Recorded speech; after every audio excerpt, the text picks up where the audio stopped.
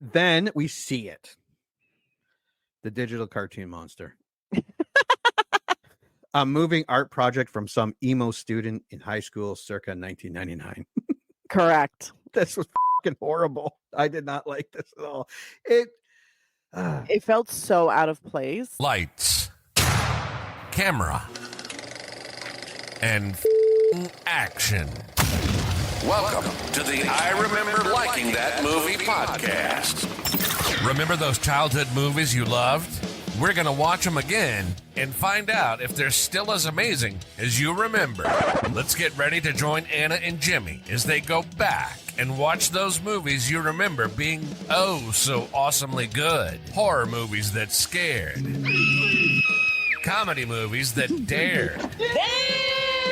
And action movies so preposterously ludicrous that they defied the laws of common sense.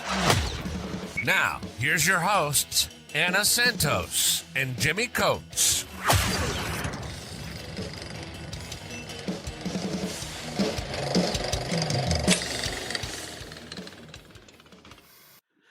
All right. Welcome to the I Remember Liking That Movie podcast. It is Halloween, and we have had a bumpy road to get here. This has not been as good as last year. Last year was amazing amount of horror movies. This year, not so much. Mm-hmm. I'm very disappointed. Yeah, but we are about to preview House on Haunted Hill and House on Haunted Hill. First, we're going to do the preview for 1999. What do you remember about the 1999? Okay, I remember a lot of it because I watched the crap out of this movie. Yeah, I watched it a few times back in the day. Yeah, like I went to town with it. Really all great of the cast. Castle Rock ones. Yeah, Who made this one. Oh my god, I watched them all fantastic multiple times. cast. Fantastic cast. It's quirky and weird and funny. There is a lot of like gross and uncomfortable stuff in it. Yeah.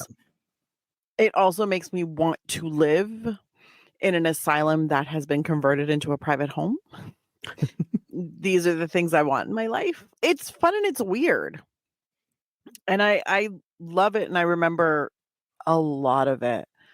Like the stuff that happens in the basement, everybody fighting to get out. Famke Janssen plays one of the best, like just bitchy trophy wives I've ever seen in my life. Yeah, she's pretty awesome. She's fantastic in this. And Peter Gallagher's in it with his super impressive eyebrows. Yep. Love him. And Jeffrey Rush, so good. And then you got like Tate Diggs, Ali Larder, like all the people who, Chris Kattan. I forgot about him for a hot second. But basically everybody who made movies from like the 90s and the 2000s, super entertaining, is pretty much in it. Lisa Loeb plays I forgot about her for a hot second. I was like, oh my God, that's right. She is the reporter. The one, because this Jeffrey Rush plays the owner of like basically horror themed amusement parks. Yep. Yeah, and that's how he made his money. Yeah. So like I remember actually a disturbing amount about this movie. God, wow. Yeah, it's been a little while since I've seen it, but apparently not that long. What do you remember? Yeah, well, I remember. Well, the 80s was all about gore and slashers and zombie. Like they did a lot of different things.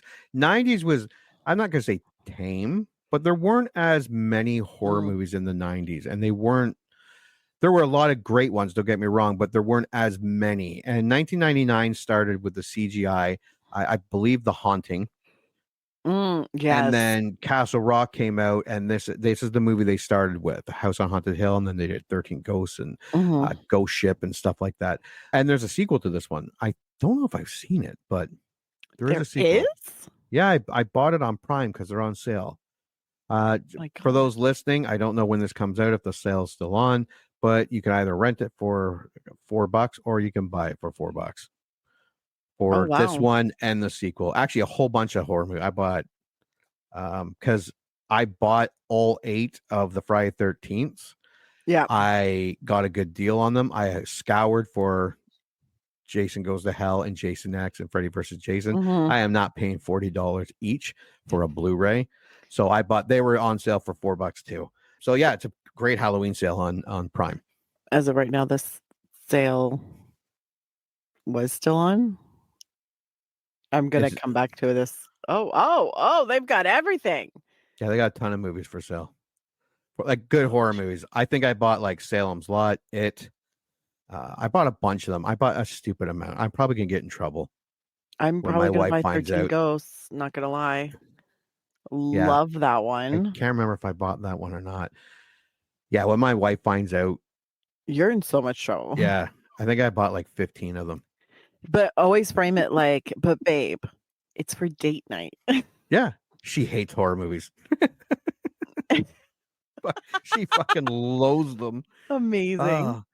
But yeah, so 1999 Yep. and for the first little bit of the Yeah. 2000s, this is what horror was, and it was just before, and it kind of segued into they called it what a torture porn, Yeah, where we torture got porn. Hostel and Saw and all those ones. This was like what led to that. So, but if you grew up in the early 2000s watching horror movies, it was styled CGI, well named actors like Jeffrey Rush just won a Oscar for Shine, I think in '97. Yeah. And same with what did we watch? We watched Ghost Ship. A lot of big actors in that movie as well. Yeah. So that's the beginning of the '90s started off. End of the '90s started off in the beginning of the 2000s. These movies were, and I remember them being great. It has been a while. I do remember some of the stuff that you like. It starts and then they all split up and they start seeing things and it gets weirder and weirder. I don't know how scary it is, but I remember it being really cool. I think a lot of the images were really cool. And I Yeah. also think on top of that, a lot of the stuff was very uncomfortable because a lot of the stuff that they depicted had happened to like actual patients in real life. Like it wasn't that far out of the realm of possibility, which I think adds a creep factor to it. Do I think the movie is super scary all over? No. No. I But don't remember it being horror movies scary. don't have to be scary. They just have to be fun. I feel like horror movies, for it to actually achieve horror status, like real horror status, it just has to put you on edge. Yeah. It has to make you take second looks at things. It has to make you uncomfortable to be in certain places or around certain things. Like that's it. I think that's horror's main goal, I guess. Yeah. We'll go with that. And when a horror movie's like that and scary as shit, Mhm. that's a bonus. Oh yeah. All right, let's take a look at the box office for House on Haunted Hill, 1999. Released October 29th. Okay, yeah, better. It opened in LA on the 27th, 1999, with a budget of $19 million. That's pretty big for a horror movie. It is. Domestic, $40.8 million. International, $1.7 for $42.5 million. So That's this is what, to kickstart horror movies, people wanted to go to the theater and watch horror movies. Mhm. It opened at number 1 with 15.9 million. It dropped to second place the following weekend with 7.7. It then dropped to 8th and 12th place respectively as holiday movies started rolling out, like Sleepy Hollow, The World's Not Enough, Dogma, Toy Story 2, End of Days, Green Mile, Stuart Little, and Deuce Bigalow, Male Gigolo. See, then, there's the other one. And that's what you get when you open just at the end of October. You're right around the corner from the Christmas. Yeah, because right around Thanksgiving, U.S. Thanksgiving is when the Christmas movies really start to make a push. Yeah. And your movie is pushed aside. Yep. All right. Tale of the Tape. Like I said, October 27th, limited, and then 29th, 1999. It is a horror, straight up horror, rated R, a nice 1 hour and 36 minutes. Perfect time. There's our VHS copy. 1999, VHS was still very prevalent. Yes, it was. Do you know how much VHS movies are going for now? If you have like a sealed copy, I'm of certain terrified movies, to know. thousands and thousands of dollars. And like, why? Really? It's not like records where they sound amazing. VHS still looks like shit. That's Oh, true. look. I have heard people buying VCRs to watch VHS. I'm like, dude, just convert to DVDs. Yeah, like if you have home video, even if you have home videos, convert it. Yeah, Convert it's it. not like you're going, oh my god, this is amazing. You're gonna be like, the sound fucking sucks. It's grainy as shit. It's where's the rest of the picture? It's a square. Also, so easy to get damaged with that ribbon. Yeah, and no one fucking rewinds them. Nope. That was the worst when you did get a movie, even from Blockbuster the odd time, you'd rent it, go home. Sometimes like they didn't check it. Usually they did check it when they were renting it, but they didn't. You go home and it wasn't rewound. Oh, that sucks so bad because you had to wait 5-10 minutes for the thing to rewind. Damn, how long were the movies you were watching? Yeah, it wasn't that long. More accurately, how shitty was your VCR? Yeah, no, it was annoying because you go to put it in and you're like, crap. So then you got to wait until it rewinds all the way. Usually it's about 2 minutes. Yeah. Depending on how long the movie is. God forbid you get something like Titanic, which was on 2 VHS tapes. Oh, could you? Yeah. So annoying. Anyways. All right. Taglines.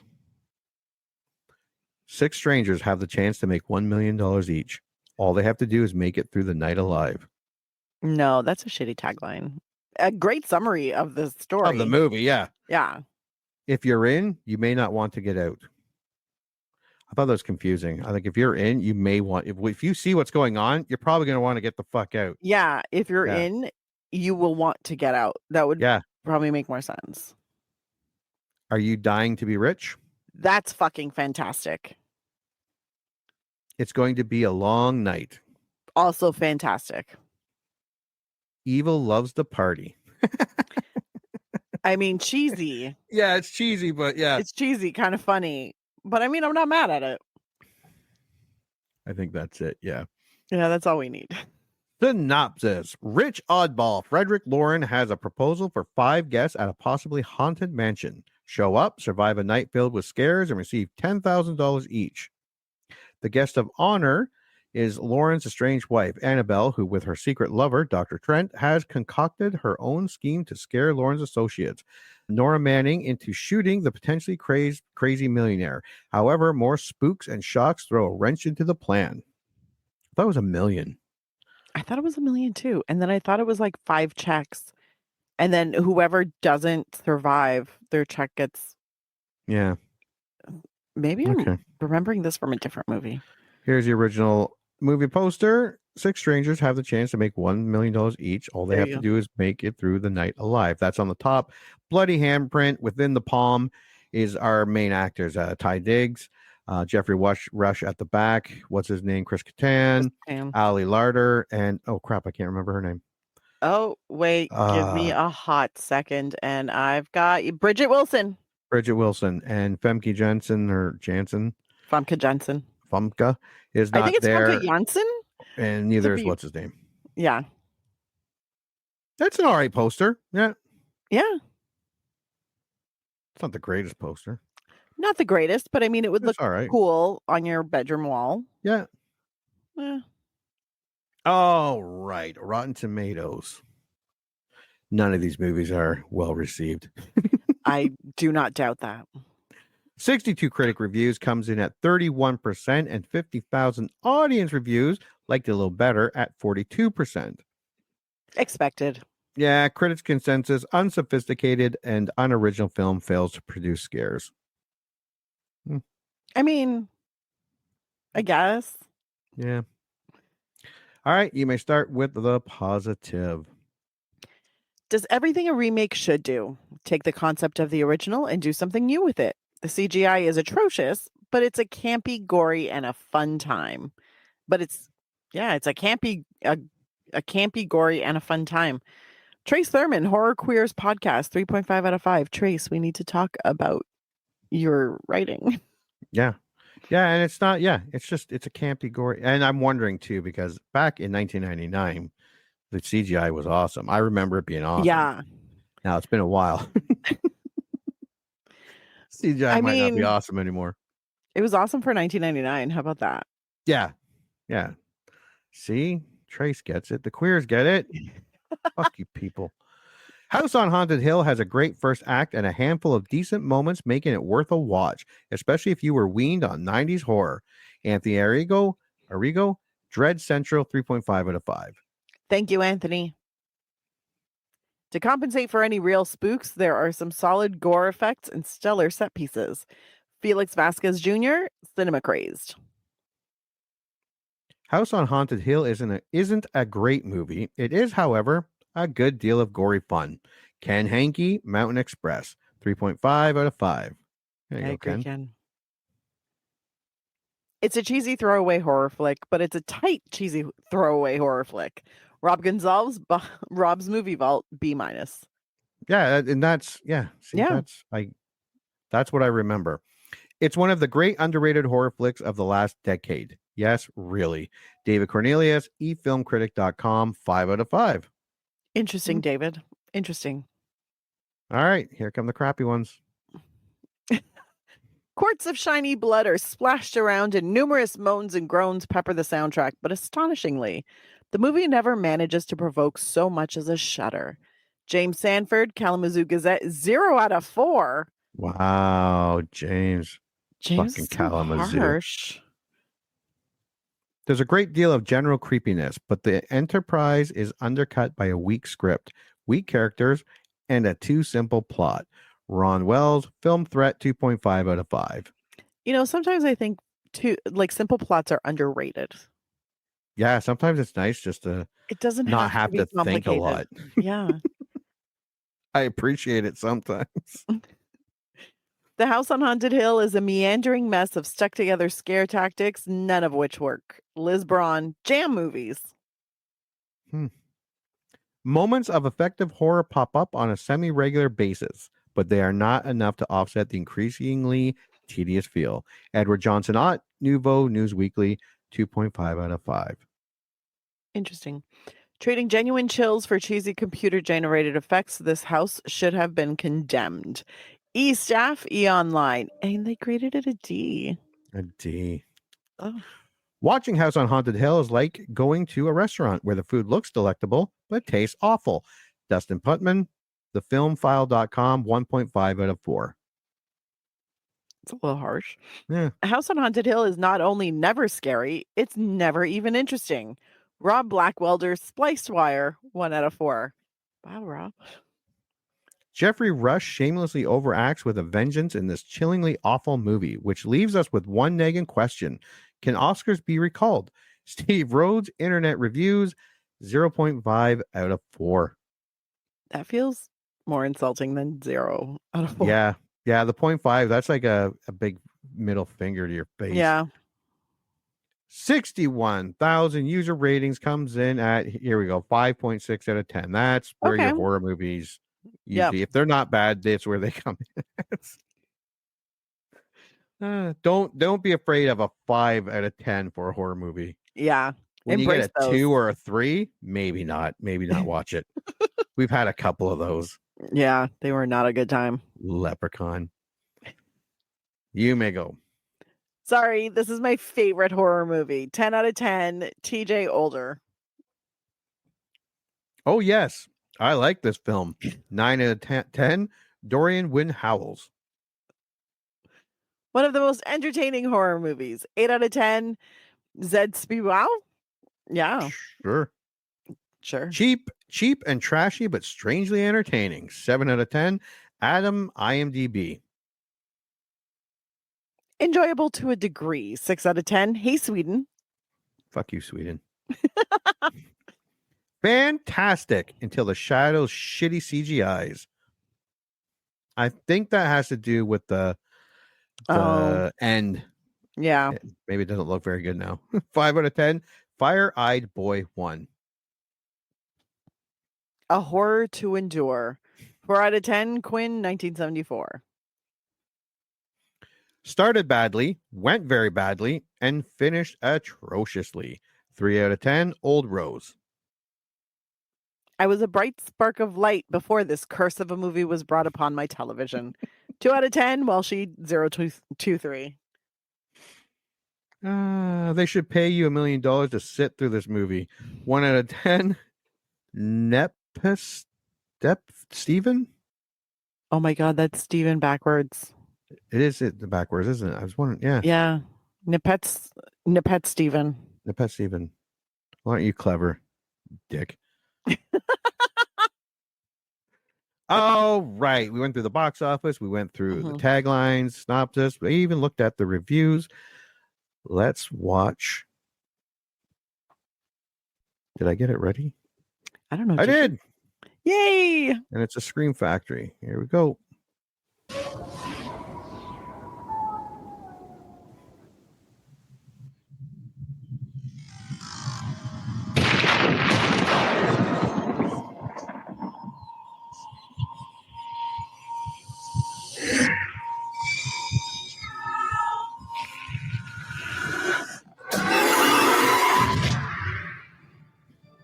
This Halloween, 6 strangers have been invited to a party. If they can stay up till dawn, they'll win $1 million each. The only catch is that they'll have to live through the night. Let the games begin.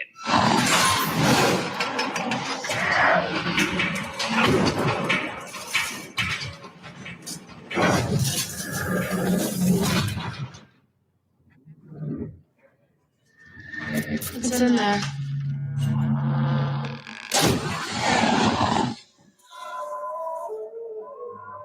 Hey, I think I got something.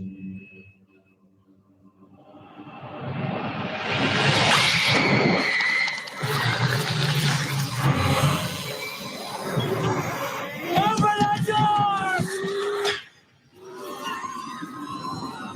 Stephen, are you doing this? No.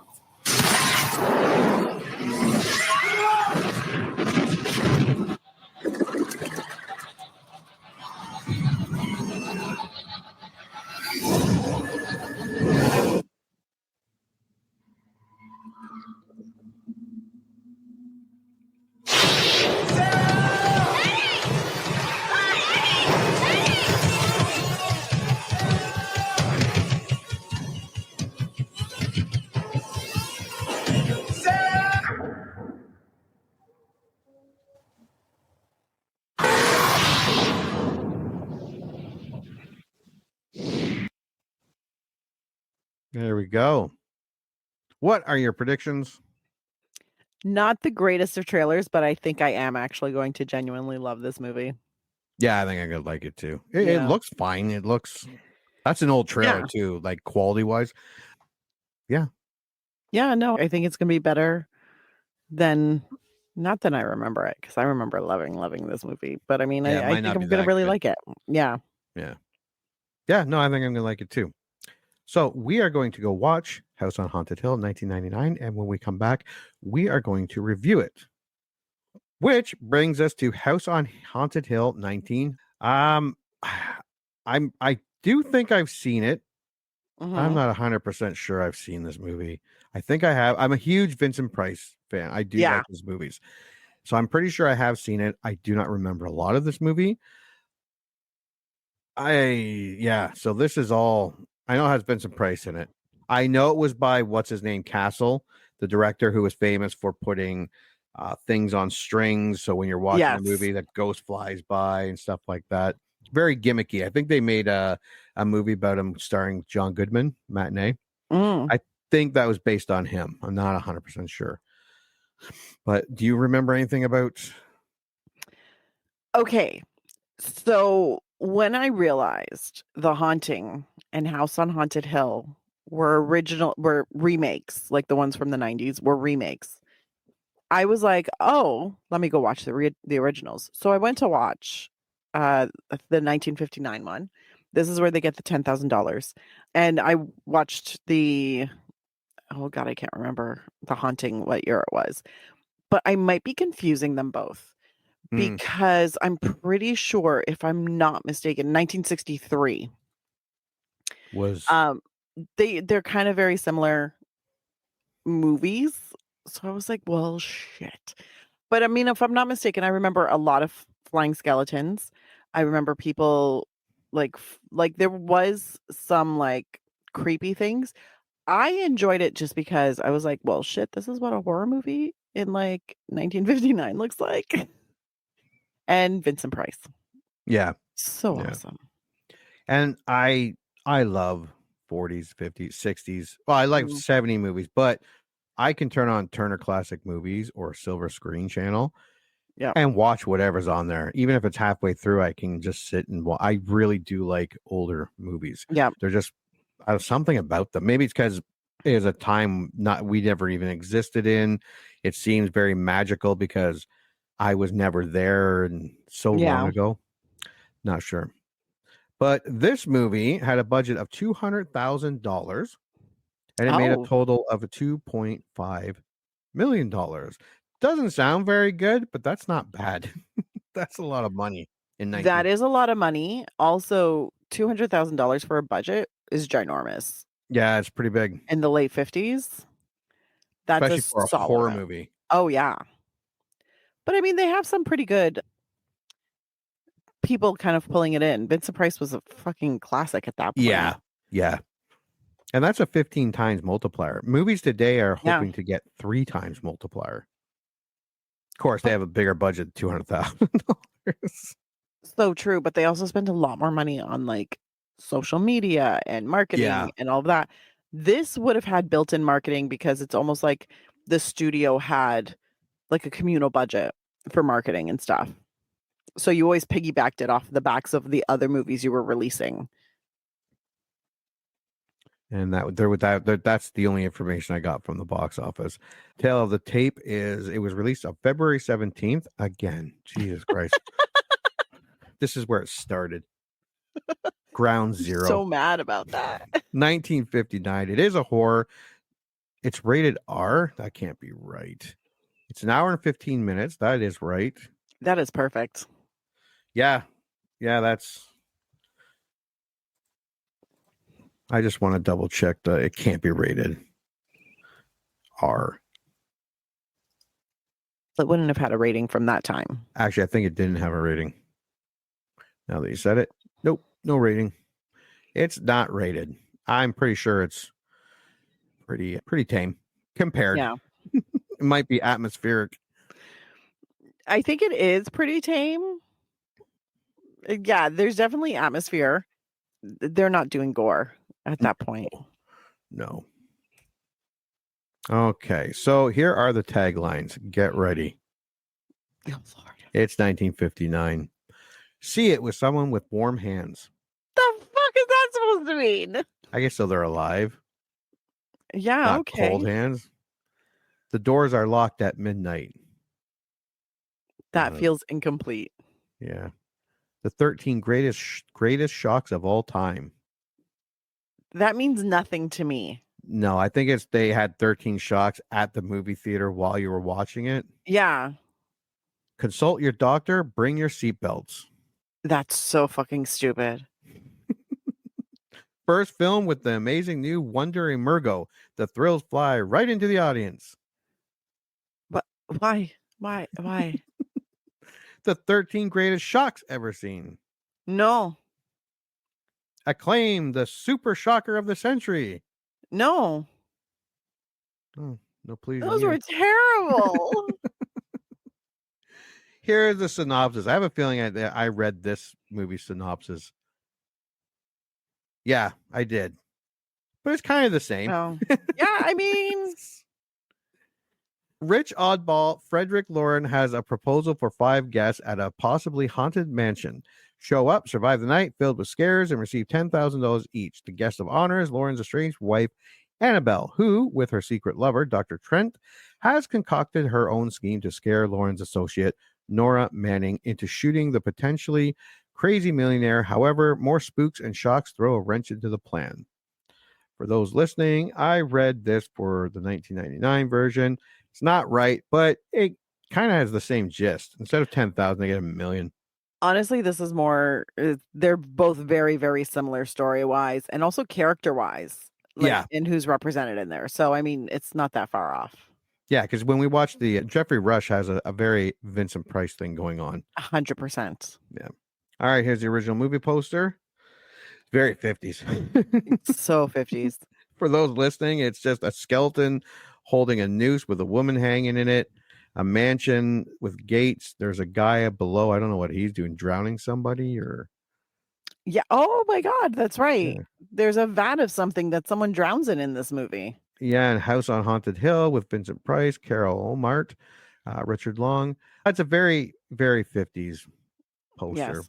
I'm sure in 1959 you'd be looking like, oh my God. Oh, this would have been amazing in 1959. You would have been like, let me get one of those. All right, let's see if they think it's as shitty as the 1999 one. 44 critic reviews comes in at 80%. Nope. Wow. They like this one a lot better. 10,000 audience reviews comes in at 73%. Dang. Critic consensus is campy by modern standards, but spooky and atmospheric. House on Haunted Hill is a fun, well-executed cult classic featuring a memorable performance from genre icon Vincent Price. Well, this excites me. Yeah. All right. Well, you may start with the positive. William Castle's 1959 B-movie horror classic retains its goofy charm with a litany of gimmicky sight gags that, however tame by today's standards, keep their childish appeal. Cole Smithy, colesmithy.com, 4 stars. One of William Castle's best gimmicky film with a delicious performance from Vincent Price. Kevin Carr, Fat Guys at the Movies, 3 out of 4. It's so spooky, even spooks are spooked. David C. Vincent, Tampa Bay Times. No, don't do that. Don't do that, David. That's so cheesy. Something I would say. House on Haunted Hill proves that if it is fun to be fooled, it is even more fun to be thoroughly frightened. Win Fanning, Pittsburgh Post-Gazette. It's a lesson in classic horror led by the master himself, Vincent Price. Keith Garlington, Keith in the Movies, 4 out of 5. As campy fun, this one is timeless, expertly executed, and still delivers its fave thrills and worldly laughs. Dennis Schwartz Movie Reviews, A. Silly, but good fun. TV Guide staff, TV Guide, 3 out of 4. And I put this one in because I think that's the first TV Guide one that was a positive review that we've ever seen. Oh, wow. Yeah, I know. Usually TV Guide doesn't like the stuff that we pick. Yeah, no. All right, you may start with the rotten. The only shocking thing about this film is its utter ineptness. Charles Stinson, Los Angeles Times. The device, however, is more ludicrous than exciting. As a haunted house yarn, the film rates fair, but no higher. Clyde Gilmore, Maclean's Magazine. A far from classic misfire from an exceedingly erratic director. David Newser. The Real Film Reviews, 2 out of 4. Damn, David. It couldn't cure a child's hiccups. Oh my God. Newsweek staff, Newsweek. IMDb. 32,000 user ratings, comes in at 6.7. Not bad. All right, you may start. About as scary as a sock puppet, but great fun to watch. 10 out of 10. Zbigniew Krzyzewski? Sure. Yeah. Well, if I'm going to haunt anybody, this would certainly be the house I do it in. 9 out of 10, Reese Ferlance. Vincent Price is outstanding. 8 out of 10, The Void. Full of plot holes, but so what? 7 out of 10, Pritchard's 1, 2, 3, 4, 5. Hokey hysteria, fun if approached in the proper spirit. 6 out of 10, Moonspinner 55. Very dated, low budget, simple and crude special effects. 5 out of 10, Katharina, Sweden. See, fuck you, Sweden. 1959. Yeah, what'd you want them to do? Saw? Vincent Price just fucking chopping people up. House on Boring Hill, 4 out of 10, Couchzilla. What a silly movie. It should have been named Plot Hole. 3 out of 10, Le Poison. Le Poisson. Le Poisson, 1. Vincent Price tries to be scary in this lame murder mystery. 2 out of 10, West 54. I feel like Vincent Price should come and haunt this guy. Just saying. Yeah, and there was only 2 out of 10s. Yeah. Dull and stupid. 1 out of 10, Preppy 3. Damn. All right. A little harsh. Now, I have not checked out a preview or trailer. I hope it's not one of those ones where we just get titles and taglines and all right. You probably This one will. is from Rotten Tomatoes, I think. Oh geez, they have it here. Timeless classic movies, the whole movie. Oh, wow. All right, so let's share this time. Oh, here we go.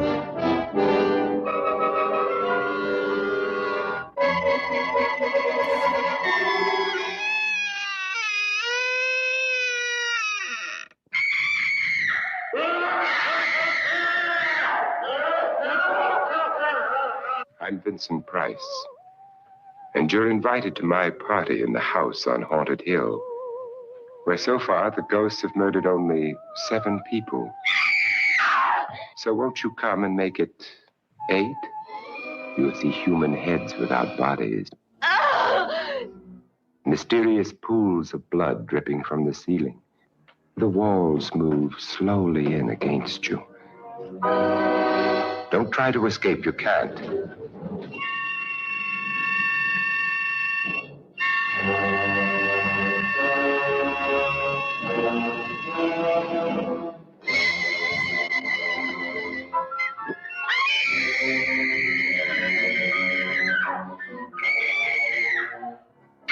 You ready, dear? No. Are you ready, dear? Yes, damn you.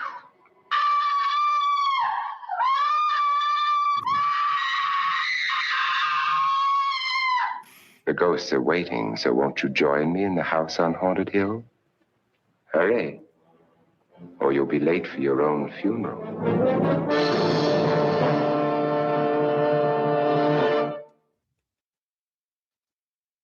I'm That was so excited awesome. for this. What are your predictions?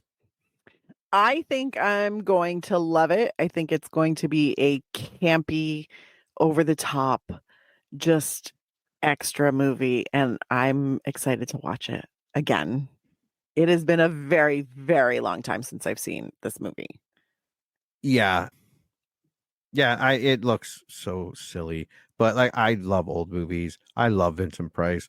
Yeah, it's Mhm. gonna be. I think it's gonna be fun. I mean, is it gonna be scary? No, but it should be fun. I want to see how they build like the atmosphere and like how are they going to make it creepy? Cuz I can't remember specifically any of that.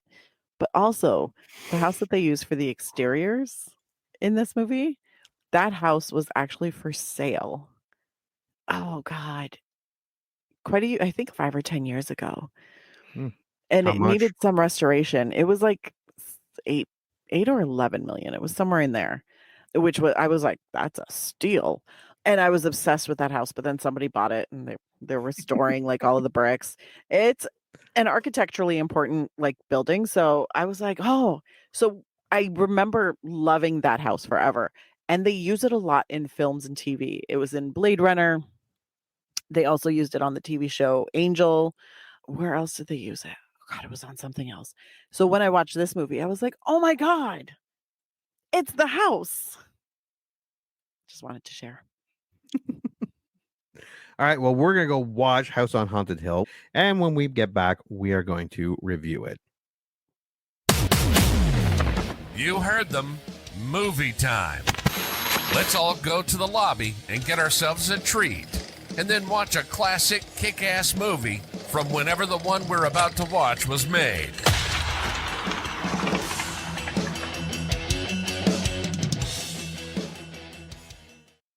Ooh, wasn't that scary, kids? No, not really. No, 1959 horror and 1999 horror and technical difficulties. Yeah. I was gonna try to fix it, and then I'm like, you know what? We were like 32 seconds. Yeah, it was We're gonna fine. review this. So I'm like, you know what? Just fucking play it. Okay, so did you watch 1959 and 1999 House on Haunted Hill? I did indeed. And what are your initial thoughts? They were a good time. They were both silly in different ways. They were both fun. They both had interesting casts. I was thoroughly engaged in both of them. Like, I wasn't bored and I wasn't looking for entertainment elsewhere. And yeah, no, it was a good pick for me, at least. Your initial thoughts? Yeah, 99 wasn't as gory as I remember, not as violent as I remember it being, but this is 1999. They were for a time that they were gory and like the reviews were like all gore, no substance, violent over story, that type of stuff. And while I do believe these movies, House on Haunted Hill and 13 Ghosts and Ghost Ship at the time were gory and violent, and they are, really, they are, and they laid the foundation for what was coming. But after what came, this was pretty tame. Yeah. Like it was funny because I actually had this thought. I was like, okay, technically they're both horror movies, but Yeah. I was never horrified. No. Like I was never like scared. I was No. never freaking out. I was engaged. I enjoyed it. I was entertained, but I wasn't like, oh God, that's Yeah. No, yeah. And because like just around the corner, Saw, Conjuring, freaking yeah. Terrifier. These weren't even a thing yet. There was a vote that was recently taken about the scariest movie, and The Conjuring won.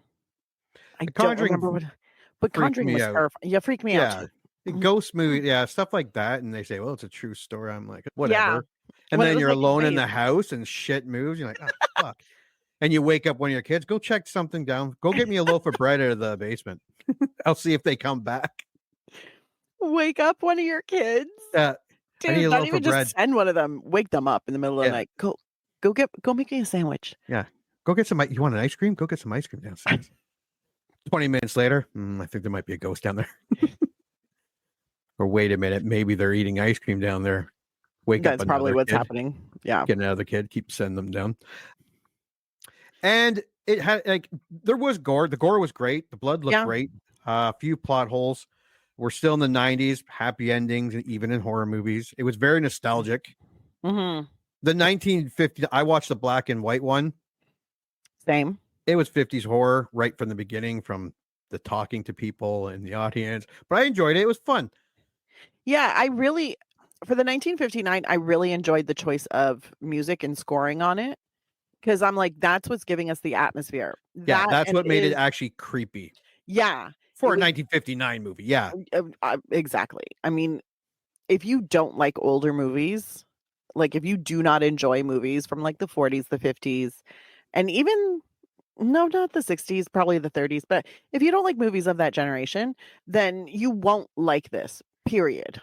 However, if you like movies and you like classic movies, this is perfect for you. Oh, it's great. Fantastic music. The performances are so like just classic Hollywood. It's amazing. Yes. Yeah. And there are some really fantastic outfits in it. I'm like, yes, girl, those are some really cute shoes. True, that haunted rope seems to be about to string you up, but where'd you get your shoes from? Nice. You did not have that thought. I did.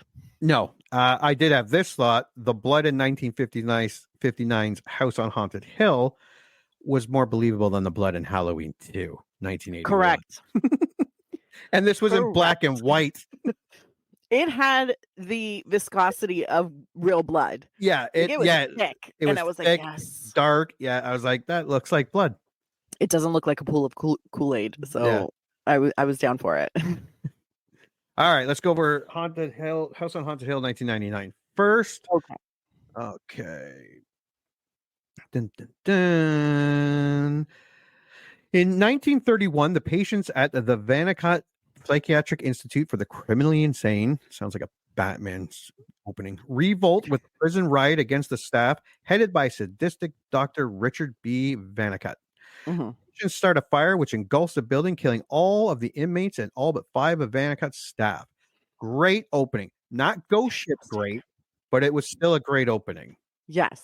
Yeah. It was a great opening. It gives you a good introduction to the history. It tells the history of the building without really saying anything. And I appreciate that so much. They show you. Yeah. They show you the doctors and the nurses doing horrifying things to patients. They show you like the staff that doesn't seem to care about the patients. Yeah, that was a And little the disconcerting. yeah, I was like, well, I mean, there was a lot that I was like, oh God, like it shows you the horror of the people who work there, Yeah. and then the revolt, and then everybody getting locked in. And I was like, perfect. You told me exactly why this place is haunted in like 3 minutes, and I appreciate you so much. Yeah. And yeah, it was creepy when the night guy got into his little cubicle thing there and started writing a thing, and you saw the one insane person just stand Yeah. there. Then all of a sudden a bunch of them were at the windows and that. Yeah, that was creepy. Yeah, it was a good opening. It was a great opening, yeah. And I like the scene introducing Evelyn Price and Stephen Price. Why didn't they just name him Vincent Price? We get to see Spike from Buffy the Vampire Slayer. Yes, he plays the cameraman. I like the whole amusement park intro, the elevator, the roller coaster with the roller coaster in front of it flying off the rails full of dummies. I'm like, how do they get it back on? I don't know if people listening or watching or whatever remember that opening, but I'm like, you would probably go through a lot of roller coasters by doing that. But anyways, something like that. And so I think of way too much of this, but I'm like, the elevator and the roller coaster, that would only work once. Like once you've done it, you knew it was a hoax. Well, Like, yeah. it would scare the shit out of you the first time you did it, but yeah, I it's mean, kind yeah, of a it one-trick would. pony. But I mean, one, it's for the shock factor. And two, it's for those people who like it's the fall that or the rushing feeling.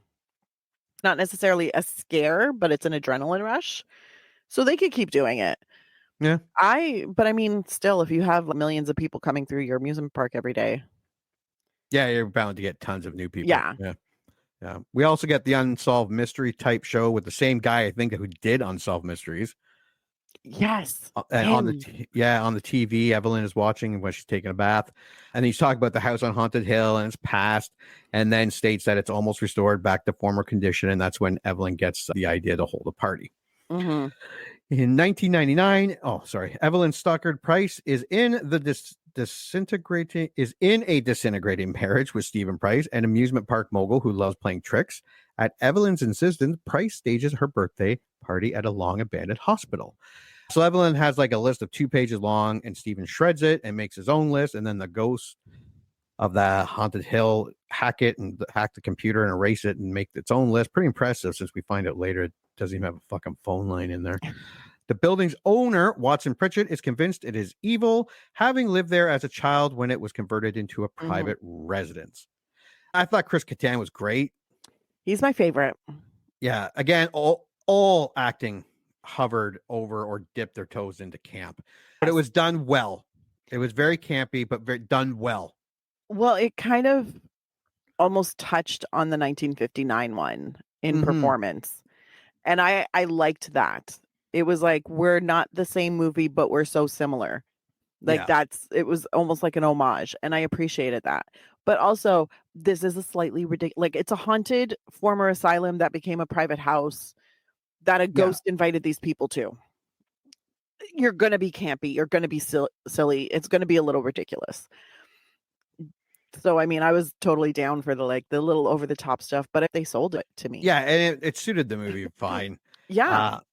5 guests arrived for the party. Film producer Jennifer Jensen. This was Bridget Wilson. And I was like, where do I know you from? And I was like, Billy Madison. Yes. And Mortal Kombat. I'm like, Hot Teacher and Sonya Blade. Yes, I remember you now. Baseball player Eddie Baker. Always liked Ty Diggs or Tay Diggs? Tay Diggs. Tay Diggs. I don't like everything he's been in, but he's usually always pretty good when I watch him. Former television personality Melissa Marr. I don't think, no, she was an executive, was she not? She turns out to be an assistant, but she turns out to be an assistant, but she declares herself an executive of production, I think. Thanks again, Wikipedia. This is Ali Larder, who has been in some of my favorites like Resident Evil and Final Destination. She was in Heroes, wasn't she? That TV show? Yes. What's her power? Do you remember? Her power was... Is her power like looking hot? That was not her power. It was bugging me. I remember the cheerleader's power. I remember the dude who could fly. I remember the Mr. Spock guy. I know he was awesome, and I can't remember what her power was, but that was a great show for the first season. I'd give it the second season. Third season, it went completely off the rails. Yeah, it goes off the rails. Yeah. Physical physician Donald Blackburn, Peter Gallagher, love that guy. Whether he's a good guy, a douche guy, a bad guy, he's great. He's fantastic. And Pritchett himself, Jeffrey Rush and Femke Janssen, they're both awesome. Like they've been in so many movies I've seen. Yes. Like as a young kid, well, maybe not kid, but younger person. Around this time is when I started watching a lot of their movies, like X-Men was coming and that type of stuff. The guests are not the ones Price invited, and neither of the Prices know who they are. Despite this, Price continues the party's advertised theme, offering $1 million to each guest who remains in the house until morning. Those who flee forfeit their $1 million to the others. So we have Pritchard wanting to get the fuck out of the house. Like that's a red flag. Yeah, he's like, he really wants to get out. But then you're like, about it. If I was there, I'm like, oh, wait a minute. This guy trying to scare us to get us out to not win the money. This guy's acting. Yeah. But then you're also thinking like, is he acting? Like, does he know something I don't know? We have the window above shatter. Yes. Now that was the house, right? The house made that fucking shatter. The house made that shatter, as far as I know. Yeah. Because we soon find Price's buddy, Perlich, that's his actual last name. I can't remember this character's name, who's doing all the stuff in the background. The guy who complained about the dummy's arm keeps flying off. Yeah. And he's there to make the effects and all the scary stuff up. But we don't actually see anything that he was supposed to do. Like everything that we see is ghost related. Well, I think he was supposed to do things. Yeah. But he never got a chance to do things because like, his face was eaten. But that was a little later. It's a little later that we find out. Yeah. So my theory is, because it's never really fully explained, Price thinks that he's doing all the stuff up. Yeah. Yeah. He thinks this is all just like part of the plan. But then when he goes to talk to him, he's, super dead. So he's like, oh, that's all right. Yeah, his power is dying. The building security system is mysteriously tripped, locking everyone inside, a stunt which Price blames on Evelyn. Evelyn and Stephen are at one another's throats, each trying to kill each other. Jennifer, Eddie, and Pritchard search the basement for the security system's control panel. Actually, Price goes down and says, great job setting the security thing. And he's like, I didn't do it. And then he thinks Evelyn did it somehow. The house, thus far, they're in the basement. This house is fucking terrifying. First thing you see is that all those laboratory. Yeah, it's super weird. Where it shows all the insides and stuff. Yeah, and that little person thing there. Yeah. Like, no thanks. It's super weird. While exploring the labyrinth basement, Jennifer confesses to Eddie that her real name is Sarah Wolf, the recently fired assistant to the real Jennifer. She impersonates Jennifer, hoping to win the prize money. Shortly after, Sarah is nearly drowned in a tank of blood by a doppelganger impersonating Eddie, but the real Eddie arrives in time to save her. Where the fuck did Eddie go?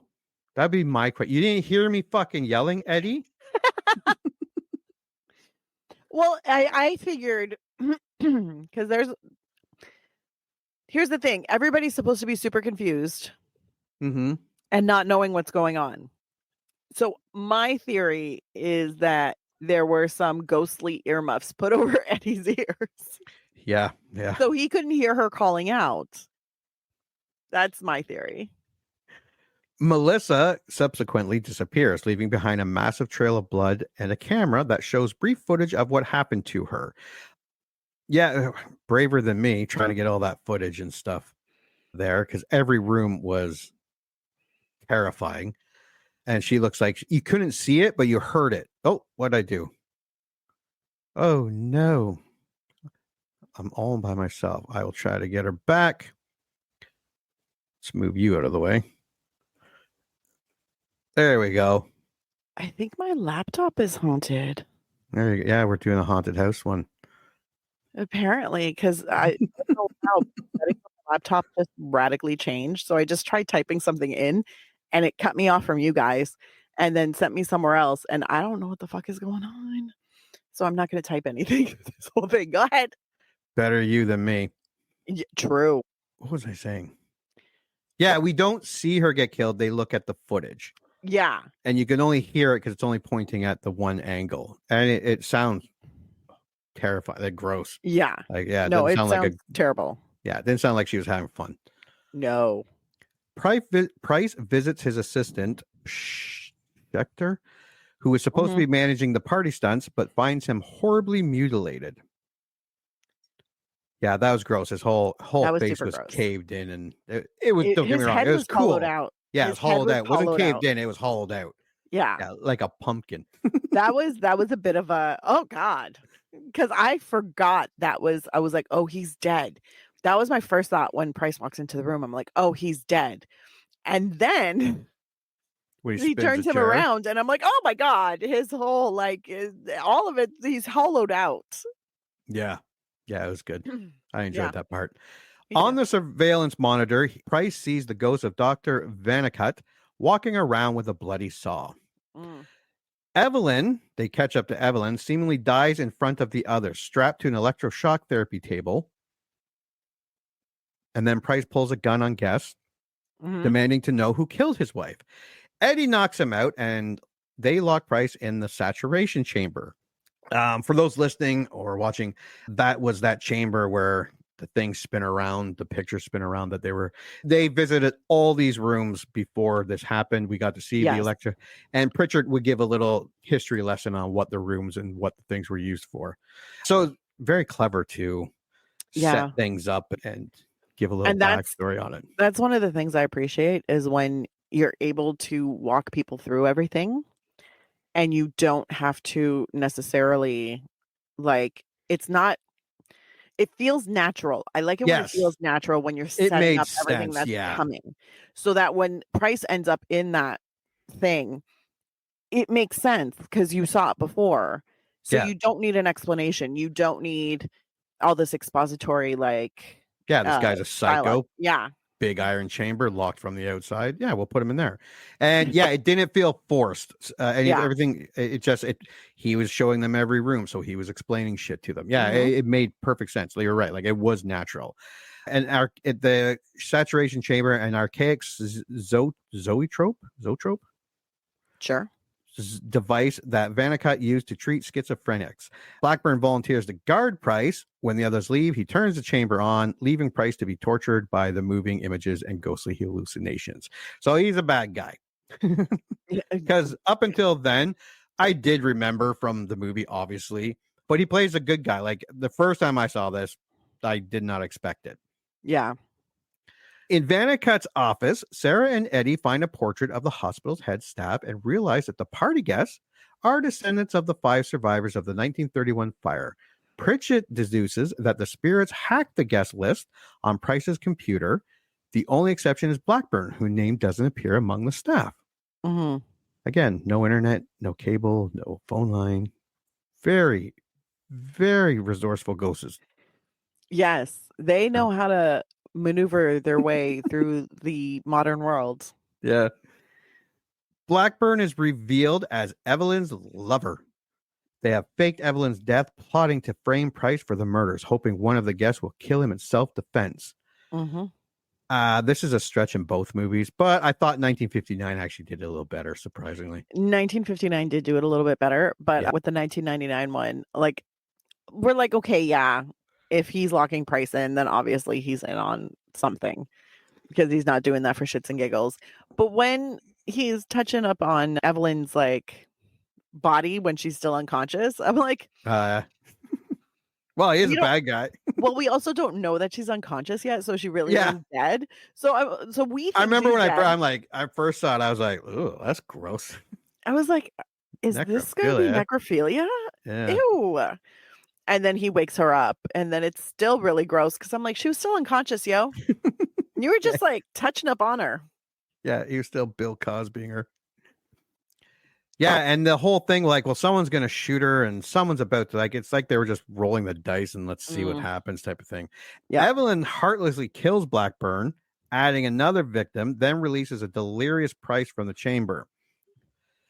Yeah, okay. Where am I here? Sorry. Sarah finds Price covered in blood and with Blackburn's severed head nearby. Evelyn has some problems. Like, Yes. normal people just don't do that. Like, that takes a special type of person. Evelyn is the ultimate of the gold diggers. She's Yeah, like, oh, "Why do yeah. I have to behead someone to get I'm everything getting I my want?" money. Yeah. Yeah. I'm getting paid. Eddie and Pritchard arrive and bring Sarah upstairs, after which Evelyn approaches Price to gloat. Price, protected by a bulletproof vest and posing dead, attacks Evelyn. Great scene. Jeffrey Rush deserves more Oscars. Not for Yep. this, but No. this just it's a great over the top scene that He he is a does. very, very talented man. Yeah. Because Yeah. even though, like, everything in this movie is extra, it's all extra, but I'm not mad at it. No. Because I'm like, hey, this movie is extra and the acting was extra, but it was extra without being too extra. You know what I mean? They did. Yeah, it was just like they knew what they were doing. They were Yeah. doing it because they were doing it. It wasn't a result of Yes. not being I don't know, not being talented. No, because you know how there are some they were all actors- like, this is camp. We're gonna do Yeah. it camp. we're So gonna feel everybody- it deep in our soul and we're gonna Yeah. share it with all the peoples. And it they wa- did that. Yeah, it wasn't like dinner theater and they're like, Yeah, you because gotta be- sometimes if the actor is not talented enough, if they get a note that it's like, okay, we want this just a little camp, yeah, then they take it too far. And you're just like, man, you gone done fucked it up. Yeah, then it becomes a whole Yeah. other thing. These guys got the note and they were like, just a touch. And it was perfect. Yeah. And Jeffrey Rush, like I can't say, like, he's great. I love, like, Pirates of the Caribbean. Johnny Depp made the movie with his Captain Jack Sparrow, but a very, very close second was Captain Barboza, who was just as funny. Anyways, as they scuffle, Evelyn is thrown through a decaying door, revealing the evil entity of the house, the darkness. Great scene as he's like, Evelyn, get out of here. There. Yeah. And she's like, are you doing this? And he's like, like the fear both of them are acting, portraying it's again, that's where you're getting camp, you're getting real acting. Very well done. Then we see it. The digital cartoon monster. A moving art project from some emo student in high school circa 1999. Correct. This was fucking horrible. I did not like this at all. It felt so out of place. Yeah, back in the day, I know it was cool. I know when I saw like that, It was damn, that's cooler. awesome CGI. Yeah. Maybe but not that great, but it wasn't yeah, that great. cooler. Yeah, But it was cooler than, But today, no, that it's could not never good fly. at all. That could never fly today. Yeah. Especially like all the cartoon like faces that keep like popping. Oh, Like I was just like, oh God. I was like, this is bad. Who the fuck did this? Because everything else, every other effect in this movie, very well done. Yeah. Still holds up today. You know what? I'll even say this for the darkness. The edges of it were good. Like the outside edges of the darkness, fantastic. It Yeah. was when you got to the inside body where the Yeah. faces were coming up and that was just it was incongruent Yeah. with because the outside was very wispy and very stretchy and it was good. But then the inside became cartoony, like too cartoony. Too cartoony. And there was not enough shading on the animation, on the CGI, so it looked very flat, and it was very like I was like, Yeah, you could have had That's- like an actor in black with weird eyes, and then put some black stuff behind it, moving around. would look yeah, better. like I'm sure there were other it ways. They could do sounded but great. sounded amazing. Yeah, the sound was fantastic. Like if you watch it, and then as soon as the darkness appears, and then you close your eyes and Yeah. listen to it, you're like, "Ooh, that's scary." Yeah, but Don't then if you open have your eyes eyes. open, you're fucked. Yeah, don't open your eyes because then it's not scary anymore. The shape-shifting entity composed of the spirits in the house consumes Evelyn, killing her and adding her spirit to its mass. Price then discovers Melissa's dismembered body. The darkness turns to Price and tries to add him to its mass. Shortly after, Pritchett is also killed by the darkness. I don't know why, but I love it when people are just pulled or sucked out of frame violently and quickly. Same. It's just like, ooh. And that's a Conjuring that happens all the time, and Annabelle and all that stuff where kids just get fucking yanked on their beds and stuff. I'm like, oh, love it.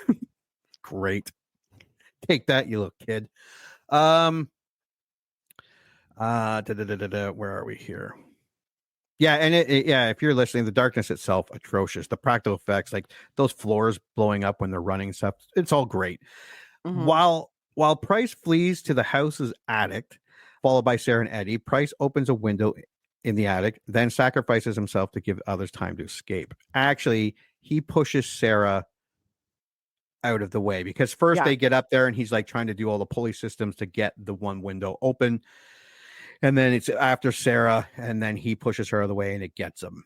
And at this point, I'm beginning to think Stephen Price was kind of a victim all along, and Evelyn was the only villain. Well, that and the insane people and diabolical doctors and I mean, nurses. don't get me wrong. I think Price is also a terrible person. I'm sure he's a douche, but he never really hurt anybody. And at the end, he saved someone. Evelyn was super hardcore. I will be the queen Amazon of all the gold diggers, and I will get all the money, no matter who I have to kill in order to get it, which is a little weird. Yeah. But what are you going to do? Yeah. Sarah gets out, but the darkness closes an iron gate, trapping Eddie.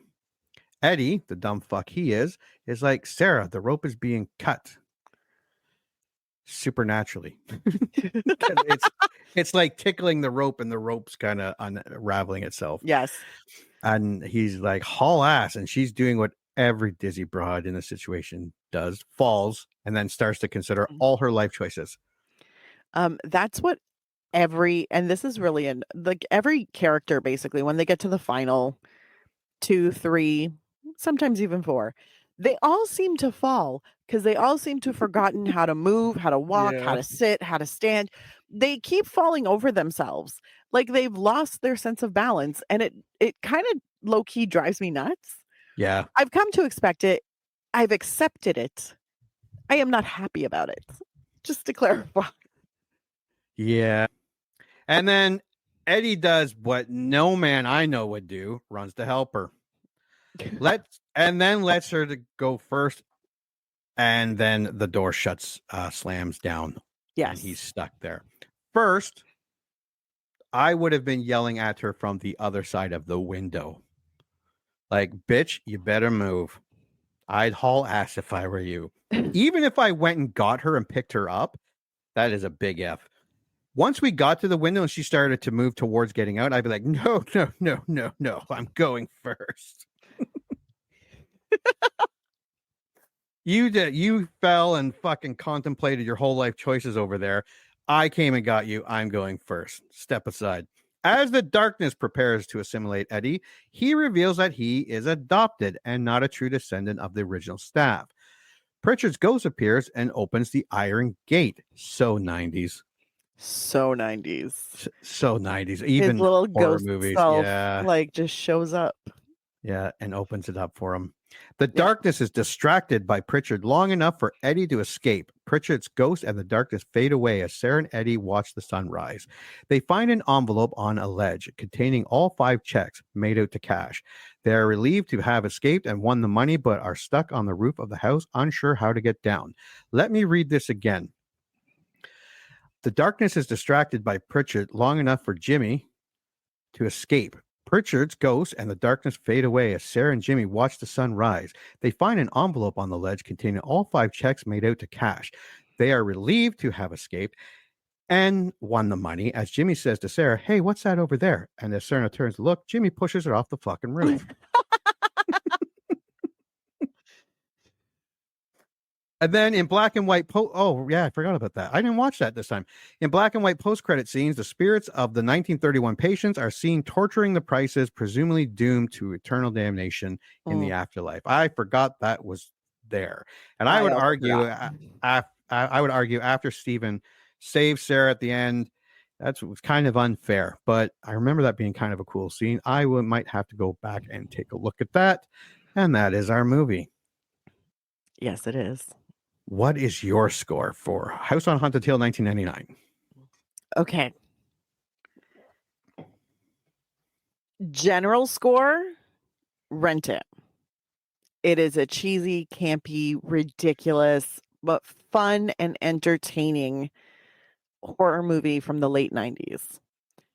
Is it a little bit gory? Yes, but not to the level that we're now used to when we say gory. The performances are great. It's a very fun, light movie with a little bit of a thrill to it, but not so much that, like this is something that people who don't really like jump scares or scary movies, they could totally watch this and be okay. They won't love it, but they can be okay. If you're a fan of horror movies, I think this is one of your light, fun ones that you watch as like a comfort movie. And I would suggest like a discount buy. Now, I will cop to this because I'm a little embarrassed now. Even though this movie is on, I did not realize that. So I just bought it because it was also priced at $4.99. Yeah, at least you have it now. I was like, I'm not going to be mad about that. So I watched it and I was like, this is great. And I'm glad I bought it. So, I mean, if you're a fan of cheesy 90s horror, that's a little ridiculous and a little light and very funny, but most importantly, entertaining, this is a buy it for you. But I say across the board, it's a safe bet if you rent it. You will not regret it. It's a good time. It's a fun time. It has horror elements without being disturbing or without being terrifying. And as we mentioned here, there's a happy ending. Yeah. What more could you want? Not Jimmy's version. Not Jimmy's version, but Jimmy is a bit of a dick. So this movie, though, with Eddie, you end up with a happy ending, and then you feel a little lighter and a little better about it. So, I mean, it's wonderful, good-hearted fun. What's your score? My score, well, just to comment on what you said about it being on another streaming service, what was I on? I think Prime, and I saw The Leaving Soon, and there were at least 10 movies on there that were on my list to watch, and I'm like, yeah, fuck, they're leaving soon. God damn it. I'm not gonna be able to watch 10 movies in 7 days. Do you know what I just bought today? Lake Placid and The Covenant. Yeah, I can't find Lake Placid streaming. Neither can I. That out. When we were talking about doing Lake Placid, I couldn't find it streaming. For purchase for $7.99, and I was like, solid investment. Let's go. And then The Covenant is one of the worst but funniest teen horror movies ever. And so I wanted it permanently. Anyways, what's your score? Tell me your score. 1999 House on Haunted Hill was considered too gory and violent and poo-pooed by critics with its current heavy metal soundtrack and techno beats. Well, they must have been shitting their pants when Saw movies and Hostel and Purge movies started to dominate theaters a few years later, because this movie seemed a little tame from what I remember, but that doesn't mean it's not fun. The acting is over the top and campy, where it sometimes leans heavily into almost soap opera, but that was part of the fun. Most of the effects still hold up. The blood and gore, while here, is not as gruesome as you might remember, and the CGI darkness, while I could swear was pretty good in 1999, did not age very well. In the end, it is a fun movie. It moves at a decent pace. The blood and gore are there, but the finale lacks real bite. With its age effects, it relied heavily on, and it still suffers from 90s happy ending syndrome. I believe Dark Castle started to move away from this. I know they did with Ghost Ship, but with Pritchard coming back as Casper the friendly ghost to help them, it seems, well, so 90s. That is not always a bad thing, but here it actually hurt the movie a bit. But if you remember liking House on Haunted Hill, rent it. It's worth a rental for something gory, but not Terrifier gory. And it's a nostalgia trip. I bought it on Prime because it was the price of a rental. So why not? I will watch this again. I buy movies based on, if I spend $30, $15, am I going to watch it as much as 3 rentals, 6 rentals, 8 rentals? You know what I mean? Yeah. And so, yeah, if I found it for price of a rental. So yeah, I will watch this again.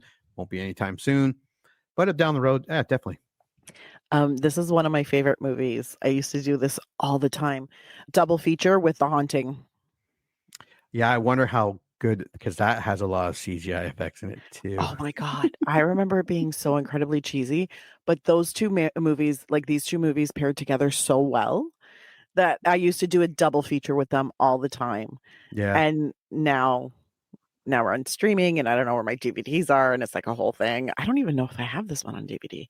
I actually bought The Haunting because it was the same as a rental. I bought I said in the preview, I bought a ton. Prime bought had a the ton. horror sale. I bought a shitload. I think the next on my buy list is probably 13 Ghosts. Yeah. Because I remember loving that movie. I think that was $7.99. Yeah. Yeah. So I'm probably going to add that to my purchasing.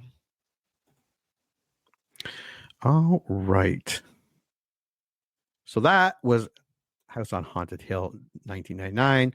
Now we move on to House on Haunted Hill, 1959. Your initial thoughts? It is less of a horror, more of a thriller. Mystery, yeah. Mystery thriller, suspense. It did definitely feel like a murder mystery as opposed to a horror movie. Especially because everything haunting kind of gets disproven in it.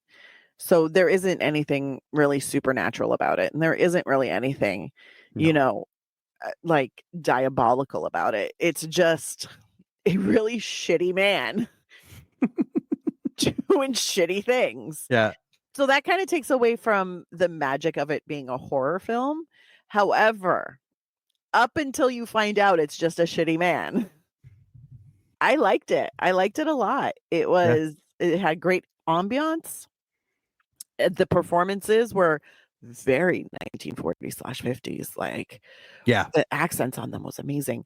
There was the sound. The sound. The soundtrack. Yeah. The cadence that they had while speaking, like all of that. And at one point, I was like, Vincent Price, that accent. Where are you from?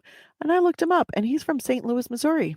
I was like, that, my friend, is not a Missouri accent. Look at you putting that on. I like it. So, I mean, like, there was also, Lance was very good looking. Lance was a very attractive actor. Yes. Yeah, the pilot. I was into him. The doctor, when I found out that he was having an affair with Annabelle, I was like, ooh, you're being used. Yeah. Because you're not as cute as Lance. But I feel like Lance. She didn't not hit on Lance either. Oh, she totally hit on Lance. Yeah. She did the little hand touch. It was great. The little, pour me, feel for me. Please be careful. Yeah. Protect me. Kill my husband for me. Kill my husband for me. No, my husband's going to try and kill me. I swear. Yeah. And he's all like, well, I mean, yeah, you're gorgeous. Of course he's going to kill you. But yeah, no, it was a fun time and I really enjoyed it. Yeah. Your initial thoughts? I love old horror movies. Well, I love old movies in general. Yeah. Something magic about them. This was not scary, but like you said, it does have atmosphere. It does have suspense. It is more of a thriller, a mystery thriller. Mm-hmm. The blind lady was a bit oddly used. Yeah. Where the fuck did you come from? If she worked for me, bitch would have black eyes all the time because she would scare the shit out of me. And I wouldn't get charged because I just say it was the rambunctious stable boy. But we can't charge him because he's an orphan and deaf and stupid. No, but it was weird because it made you kind of think there was some supernatural and then quickly became a murder mystery. Yeah. All right. Well, let's go over this movie. So before this, because it's not here, I am seeing, we do get Pritchard talking, his head talking about his brother and sister to the audience. Floating heads. Yeah. His brother and his sister-in-law getting hacked to death by his brother's wife. Oh, that'd be his brother's sister-in-law. Sorry. Yeah. Then Vincent Price appears as his head floats around and talks to the audience, and he's just naturally creepy in the most awesomest way. Yeah. Like, and there's something about his voice. Something about his voice. His man, yeah. And discomforts you at the same time. Yeah. Yeah. All right. So Frederick Lorne, that's Vincent Price, an eccentric millionaire, invites 5 people to a party he is throwing for his 4th wife. Annabelle, his fourth wife. I forgot about that. Yeah. Because I don't think it's in here. His first wife died mysteriously, and then the next two died of a heart attack. His first wife disappeared And never then the found. next two died of heart attacks In their 20s. in their 20s. So you're already like, I think he's the bad guy. He might be the bad guy. He might be. Yeah. Annabelle in an allegedly haunted house. He is throwing a party for his fourth wife, Annabelle, in an allegedly haunted house he has rented. He promises to give each guest $10,000. Doesn't sound like a lot, but I'm sure you can buy a shitload in 1959. Honestly, in 1959, that could buy you a very nice house, a car, and you could just not work for the next 2 or 3 years. Yeah, it would be amazing. Yeah, because I think we did a Miracle on 34th Street, and we went through all that stuff where to rent a house downtown New York was like $26 a month or something stupid. No, it was $59. The average price in New York was $26, but to be where they were was $59. I'm like, what? Okay, wait. We're totally looking this up. Okay, so $10,000 in 1959 is equivalent in purchasing power to about $108,350.86. Yeah. Just so that you have an idea. And houses back then cost like $3,000. A couple could buy a 2-story detached home. Hold on, sorry.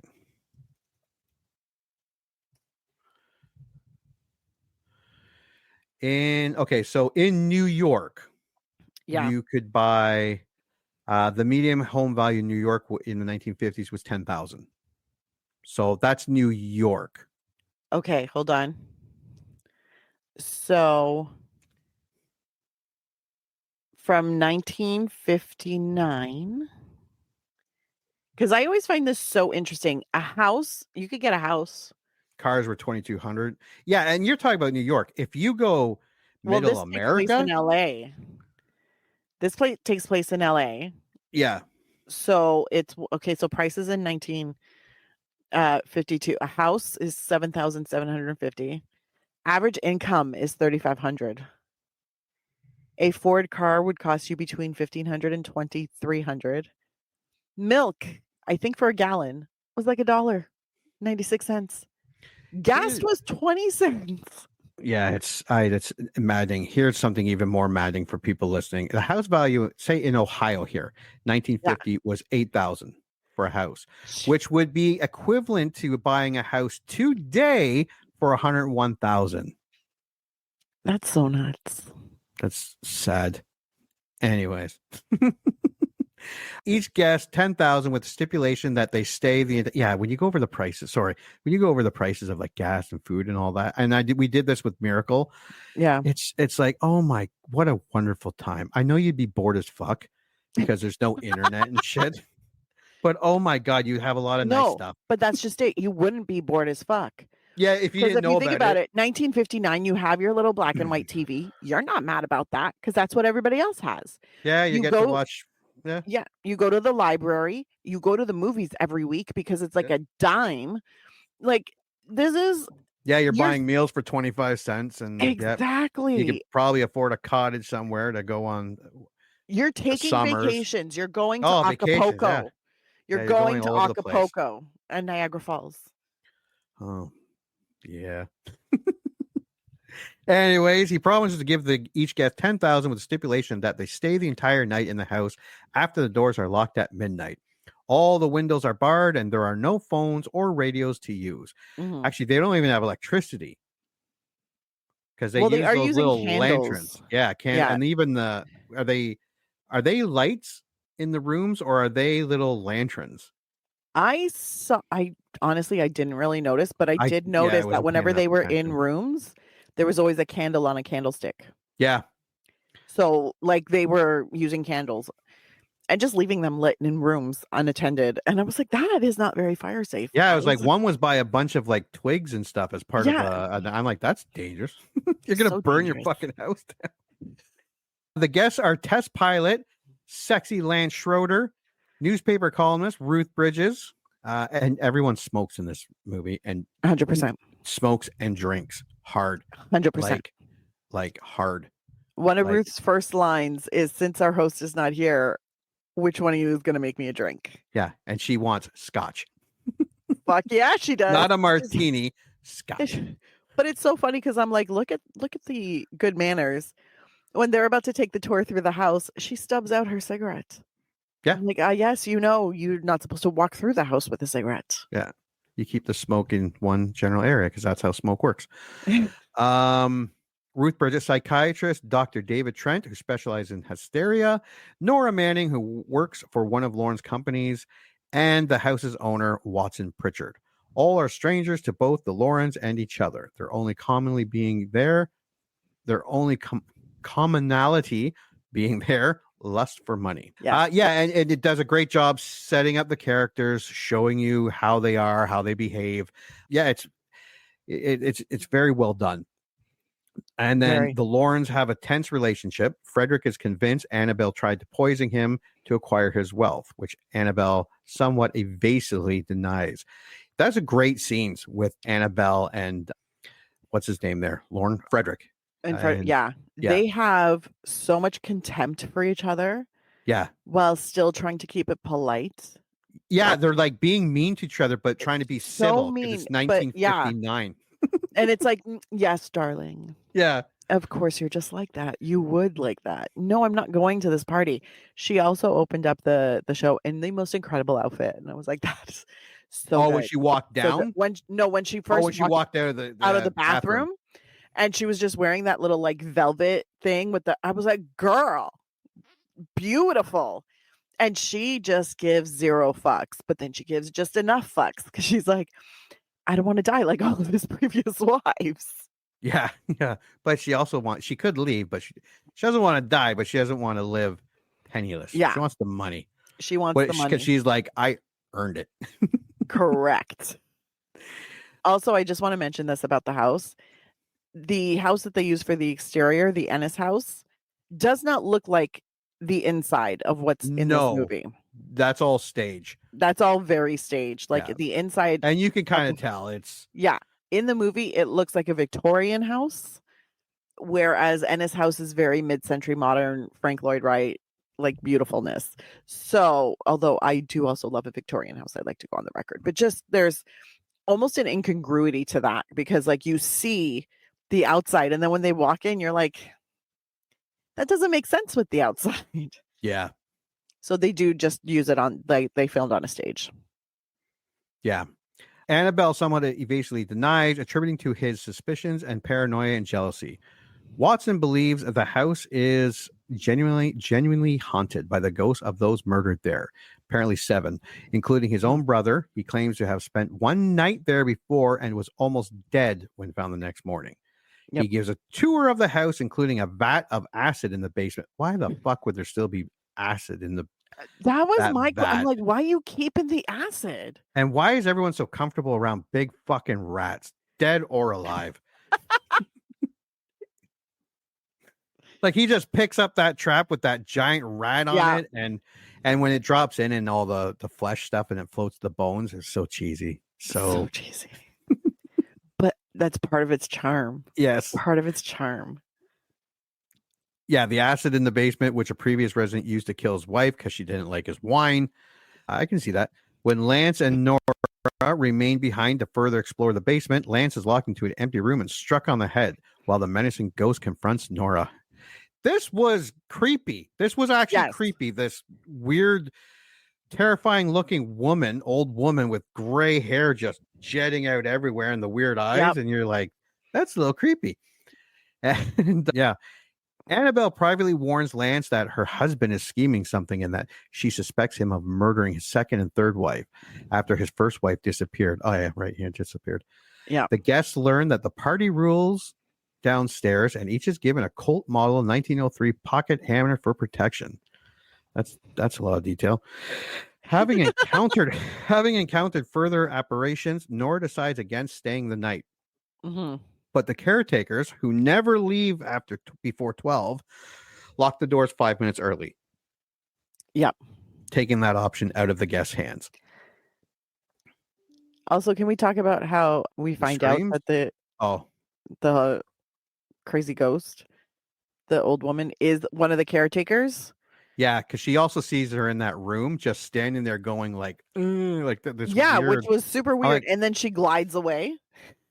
yes, for those listening, that she's in a room by herself and she's got a candle and she turns and this old lady is just standing there, but she's got her Her hands hands up like in like claw claws. motions. Yeah, Yeah. and she has this Her mou- terrifying look on her face, and her her teeth mouth are all is gnarly. open in like a silent scream, and you're just Yeah, like, what the? And then she glides past. She was yeah, definitely on a dolly, 100%. So she glides past her. But then we find out afterwards that just a caretaker. her and her husband are the caretakers of the Yeah, property. And I'm like, what is she caretaking? People's yeah, heart I would attacks? have. Yeah, I would have scared. I would have screamed if Yeah. I saw that turned around. That's what I mean. I'd punch her in the face just on instinct. But yeah, and that's where there's a little bit of a like, why is she floating? And why did she just go forward and then float It back? was Whatever. that was one of my big plot holes where I'm like, that don't make no sense. No, none at all. None. Lance and David find Annabelle's corpse. Oops. Suspended to suggest she hanged herself, but the absence of a perch immediately arouses suspicion Mhm. of murder. Nora confronts Lance and tells him an unseen assailant strangled her and left her for dead. In light of Annabelle's warnings, they both suspect Frederick. He tells her to remain out of sight so that her attacker will think she's dead, Mhm. still dead. Lance and David propose that everyone stay in their rooms and shoot anyone who enters to survive the night. Sounds like something I would come up with. It really does. It really Uh, does. Thus, the innocents will have no reason to leave the room and a good reason to stay inside them, and the killer must stay put or admit guilt. And everyone leaves their fucking room, I think, except for the reporter. Yeah, everybody is just roaming around the house, and also the rooms are connected. Yeah, they're all connected too. Because at one point Lance is in his room, then he goes through a door to like Nora's room, and then he's like, "Okay, you lock your door." So she locks her door that goes out to the hallway with the deadbolt. But I'm like, "Did you lock the door that connects to Lance's room, which is the room that he didn't lock? What? You're still not safe." No, It was not like at a whole all. thing. Yeah. Nora is chased from her room into the basement by Annabelle's ghost. This is where Annabelle, and if they're locked out inside and can't get out, how did she appear outside the fucking window? Another plot hole. Yeah, Because then where the that's rope. also where the ghostly rope comes through the window. And I'm like, how would you do that? Right? When they were like, "Oh yeah, appearing outside the window was such a great idea." I'm like, "How the fuck?" Like, are you using mirrors and shit here? There was no Yeah, explanation of but any of this. okay, the image of her, maybe. Yeah, Maybe that could have maybe. been like configured. How the fuck did the rope move? Yeah, that it not only moved, came in and wrapped Came itself in around her through the legs, window, walked, feet. yeah, went around her feet and then pulls back out. Yeah, She was wearing yeah, a cute shoes, across the though. floor. Yeah, So it was a very like, what? very inventive people here, like very creative. Yes. Aroused by ghostly sounds, David concludes that the killer is about and proposes he and Frederick split up to search the house. Yeah, because even Frederick's like, why don't we go together? And he's like, we cover more or we're split up. Yeah. I'd be like, yeah, okay. Lance uncovers a secret room at the end of the second floor hall, but the door shuts behind him once he enters, trapping him. David instead meets with Annabelle, who had faked her death using a hanging harness and sedatives. Secretly lovers, the two of them have orchestrated the various mishaps to manipulate Nora into killing Frederick. Yeah, Nora, yeah, poor Nora here is being She's been manipulated. tortured all night. Yeah, Like screaming. Oh my every God, could oh she my scream? God. She has the most perfect horror movie shriek. Yeah, my 7-year-old came out of the room down the hall and came down and told me to watch something else. Because she didn't want to hear the screaming anymore. That's fantastic. Yeah. Nora, seeing Frederick enter the basement with a gun in his hand, does indeed shoot him. After she flees, David slips to dispose of Frederick's body into the vat of acid, and the lights go out. Annabelle walks to the basement to confirm. Yeah. Her husband is dead. A skeleton rises from the acid, accuses her in Frederick's voice, and shoves her into the vat. Frederick emerges from the shadows holding the puppeteer controls unit that he used to manipulate the skeleton and revealing he had known their plot all along. This looked very cheap when it was talking to her and following her around. Yes, And she 100%. pushed in. But when he came out with that, I'm like, how the fuck is that contraption controlling that skeleton like that? All you're doing is turning two wheels. Correct. And now and then of course, so the audience can see the strings. I'm like, how the fuck could she not see those strings? Is it 1959? You just didn't put two and two together? She probably just didn't make it to her eye doctor in time. And this is part of the fun of the movie. It's so Yes. cheesy, but it is fun cheese. Yeah. After Nora, Watson, and Ruth release Lance from the secret room, Nora tells him that she shot Frederick. When they arrive in the cellar, Frederick explains that he loaded her gun with blanks, that his wife and David plotted to kill him, and that they both met their ends in the vat of acid. He says he's ready for justice to decide if he's innocent or guilty. Watson remains convinced the house is haunted, with David and Annabelle now added to its ranks of ghosts, and that he will be the next victim. And that is our 1959 movie.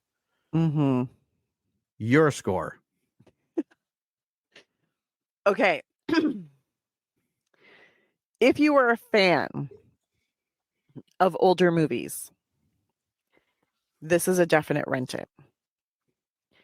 If you are not a fan of older movies, I say stream it. Because here's the thing. This is still fun. It's still a little ridiculous. It is still... It's a little campy. It's a little silly. Okay, it's a lot silly. It's a little ridiculous. But it's good fun, and it keeps you entertained. And the soundtrack alone, worth it. Oh, yeah. So I think if you should give it a shot. Just watch it. Stream it if you can. It's streaming on multiple platforms right now, like lots of different channels. Yeah, So, yeah. a lot, yeah. It's a great watch. A lot of fun. If you're a fan of older movies, definitely worth a rent or even a discounted purchase, but you really have to be a fan of older movies. If you're not a fan of older movies, you won't be able to appreciate this at all. But I do think it's something that a lot of people should watch just so you can see what movies were like in the 1950s. Yeah, Because it is a really great example of what the acting was like, what the dialogue was like, how they used to light these things. Like, it's such a good movie. It's just not the greatest written, like, plot-wise movie. Like, that's huge plot holes, like as big as the Grand Canyon. They were pretty big. Ginormous. But it's entertaining. You're entertained through the whole movie. You're engaged with it. Like, even if you do the, how did they get there? Like, where did she come from? You're in it and you're paying attention.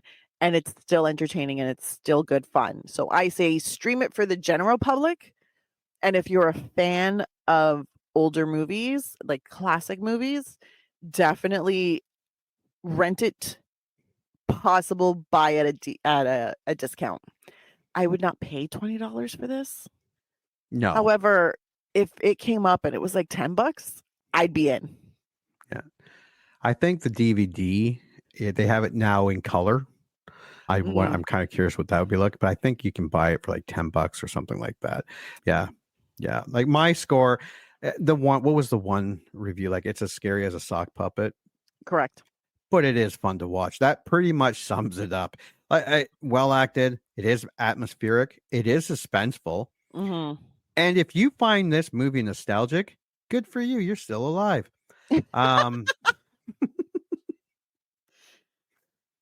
I say rent it as well. That's where I would put it. But it is streaming everywhere. Yeah. It's on like 5 or 6 different, and I think that'll be the case forever. Like, it's something, and every once in a while when I see it, I will probably watch it once in a while. Yeah, it's a fun old movie. Yeah, it's great.